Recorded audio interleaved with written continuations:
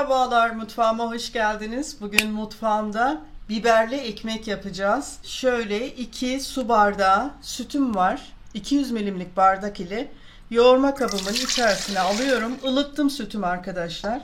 Şöyle 1 yemek kaşığı mayam var. Ve üzerine 1 yemek kaşığı şekeri, toz şekeri ilave ediyorum. Şöyle hafiften bir karıştırıyorum. Şöyle 1-2 dakika beklersek çok iyi olur. Maya aktif hale gelir. 3 yemek kaşığı sıvı yağ ilave edeceğim. 2 su bardağı şimdilik un koydum. Şöyle 2,5 çay kaşığı kadar da tuz ilave ediyorum. 2 su bardağı un daha ilave ediyorum. Unu kontrollü koyalım. O yüzden az az ilave ediyorum.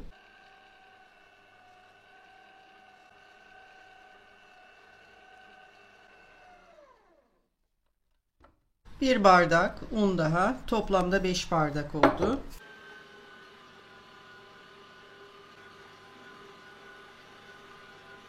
Yarım bardak daha ilave ettim. 5,5 bardak un koymuş oldum.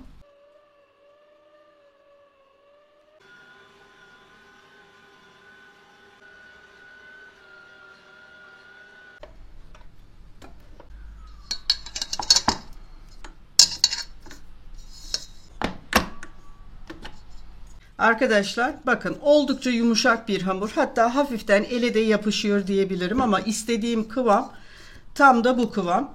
Daha fazla un koymayalım. 5,5 bardak un koydum 2 bardak ılık sütün içerisine. Şimdi ben bunun üzerini kapatacağım ve yine mayalanmaya bırakacağım hamurumu. Biberli ekmeğimizin iç malzemesi için 3 adet orta boy kuru soğanı yemeklik doğrayacağım. Arzu ederseniz piyazlık da doğrayabilirsiniz. Çok öyle aşırı küçük küçük olmasına da gerek yok.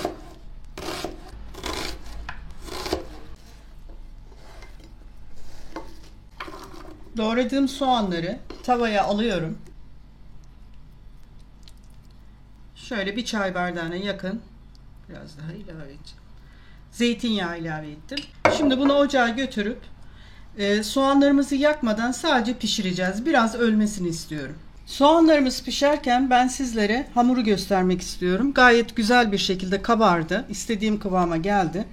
Şimdi ben bunu tepsimi yağlayıp tepsiye döşeyeceğim. Bir 15-20 dakika kadar da tepsi mayasının gelmesini istiyorum. Tepsimi önce yine zeytinyağıyla bir güzel yağlayacağım. Kenarlarını da yağlayalım tepsinin.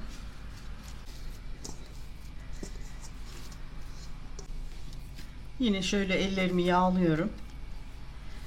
Ve hamurumuzu çok güzel bir şekilde tepsimize yayalım. Eşit olsun her yere. Şimdi bu şekilde de biraz bekletelim ki tepsi mayamız gelsin, daha güzel olur.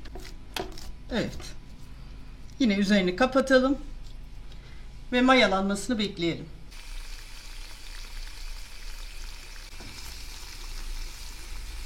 Soğanlarımız sotelenmeye başladı. Şöyle 1,5 çay kaşığına yakın tuz ilave ettim. Şöyle 1 tatlı kaşığı domates salçası.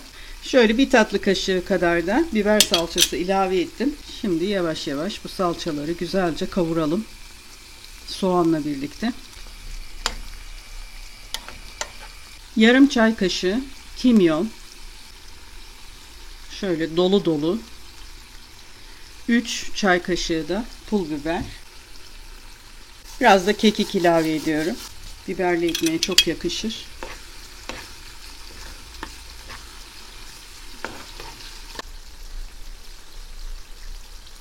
Kapatıyorum altını. Şöyle 1 dakika kadar hafif hafif karıştırıyorum ki o sıcaklık gitsin. 3 yemek kaşığı susam ilave ettim. Çok yakışıyor. Yani bence biberli ekmeğin olmazsa olmazlarındandır bu. Susam. Şimdi harcımızın soğumasını istiyorum. Çünkü hamurla buluşturacağız. En azından ılık duruma gelsin. Tepsi mayamız çok güzel bir şekilde gelmiş arkadaşlar. Şimdi üst malzemesini üzerine güzel bir şekilde yayacağız. Her tarafına eşit bir şekilde gelsin.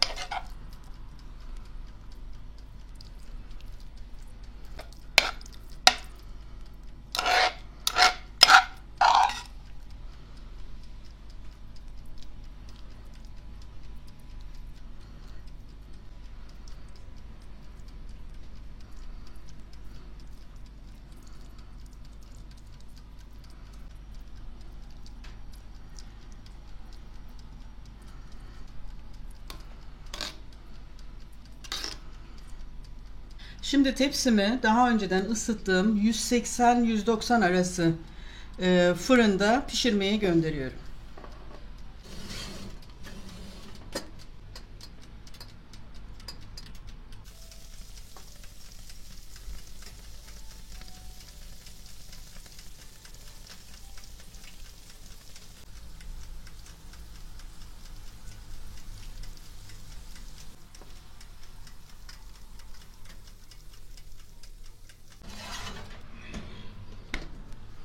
Fırından çıkardım arkadaşlar.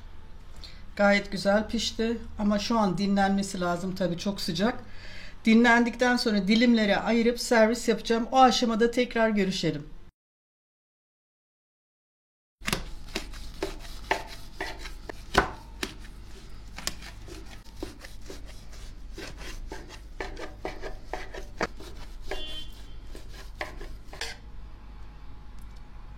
Çok güzel bir biberli ekmek oldu arkadaşlar. Mis gibi de kokuyor.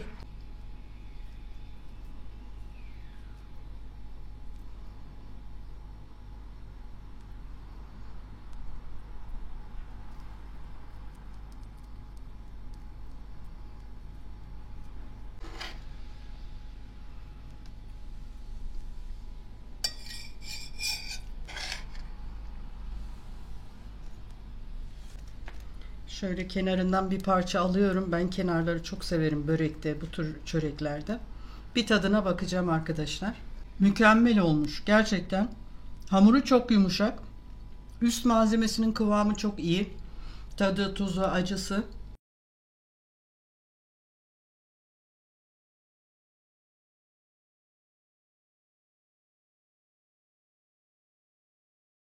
Mükemmel bir biberli ekmek yaptık. Hamurunun kıvamı, üst malzemesinin kıvamı gayet yerinde oldu. Sizlere de tavsiye ediyorum. Sizler de yapın. Sevdiklerinizle paylaşın. Bir dahaki tarifimde buluşmak üzere diyorum. Hoşça kalın.